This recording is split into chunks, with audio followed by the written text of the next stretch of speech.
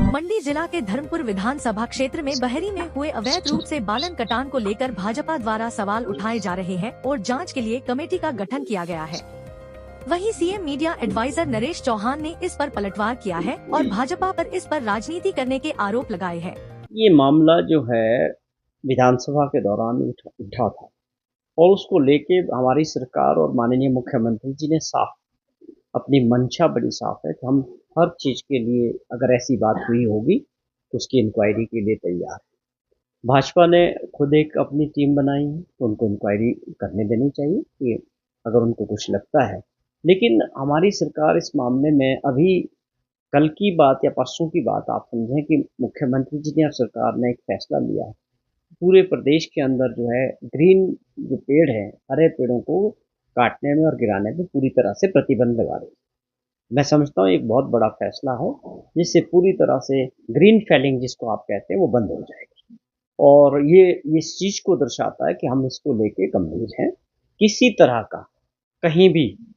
पेड़ को जो कटान का मामला होगा उसमें गंभीरता से जो है कार्रवाई की जाए।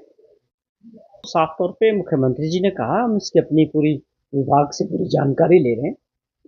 क्योंकि जिस तरह से भाजपा इसको अपनी एक टीम बना रही है वो उनकी अपनी एक राजनीतिक मजबूरी होती है और इसके पीछे वास्तविकता क्या है पूरी जानकारी होना बहुत ज़रूरी है और उसकी पूरी जानकारी तभी आएगी जब सरकार ने अपने अधिकारियों को फॉरेस्ट विभाग को और सबको ये आदेश दिए हैं कि इसकी पूरी रिपोर्ट तैयार करके माननीय मुख्यमंत्री जी तक ये पहुंचेगी कि क्या है और किस मामले की ये बात कर रहे हैं। लेकिन जहां तक आपने सवाल किया कि भाजपा अपने आप एक कमेटी बना के इसको आगे बढ़ा रही है इंक्वायरी को, मैं समझता हूँ वो एक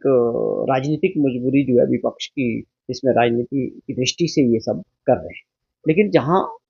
कहीं भी प्रदेश के अंदर धर्मपुर को छोड़े आप कहीं भी होगा इस तरह के मामलों में सरकार बिल्कुल गंभीरता से कहीं भी जो है लोग अगर गलत तरीके से बिना परमिशन के हरे पेड़ों का कटान करते हैं उसको लेके तो पूरे प्रतिबंध लगाने की बात हो चुकी है और उसमें जो है कार्रवाई बड़ी गंभीरता से की जाए। देखिए हमारी सरकार को बने अभी 2 साल का समय हुआ और 2 साल के इस समय में बहुत सारे ऐसे फैसले हमारी सरकार ने और माननीय मुख्यमंत्री जी ने जिसमें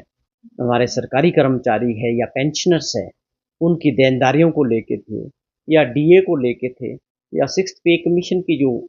एरियर्स थे जो खास तौर पे जो आज आपने जिक्र किया कि विपक्ष के नेता इन चीज़ों पे बात कर रहे हैं ये बड़ा अजीब सा लगता है कि जिनके जब वो मुख्यमंत्री रहे 5 वर्ष सरकारी कर्मचारी हजारों की संख्या में लगातार 3 वर्षों तक ओपीएस की अपनी लड़ाई लड़ते रहे ओल्ड पेंशन को लेके और जयराम जी ने कभी उनको मिलने का समय नहीं दिया।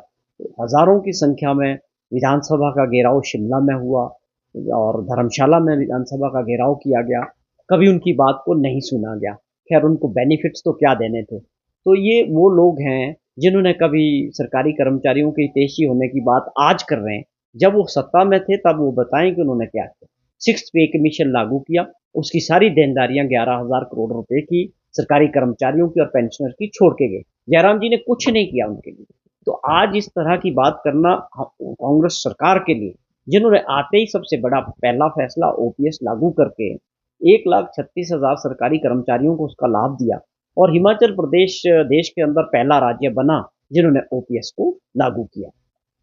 और दूसरी बात 3% पहले हमने डीए दिया 2023 में और 24 में 4% जो है डीए की किस्त द्वारा जारी की और आप समझें जो एरियर्स 75,000 वर्ष के ऊपर के जो पेंशनर्स थे उनका एरियर्स को क्लियर कर रहे हैं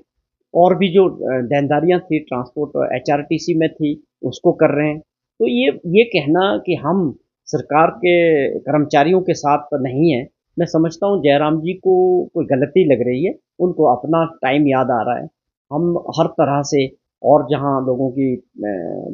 प्रमोशंस हैं या आप देखें कि भर्तियों की बात करें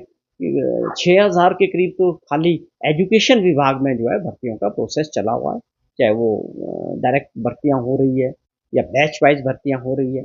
31,000 के करीब सरकारी कर्मचारियों की जो है युवा साथियों को रोजगार के रास्ते खोले हैं जो उनके 5 वर्ष में भी नहीं थे, हमारे ये 2 वर्ष के ये कार्यकाल में रहे हैं। तो ये आरोप जो है राजनीतिक दृष्टि से टोटली बिल्कुल गलत है खास तौर पे उस व्यक्ति द्वारा जो खुद सरकारी कर्मचारियों के विरोध में रहे, ओपीएस का विरोध करते रहे। हमारी सरकार ने जो है हमेशा सरकारी कर्मचारियों से अच्छे रिश्ते रखे।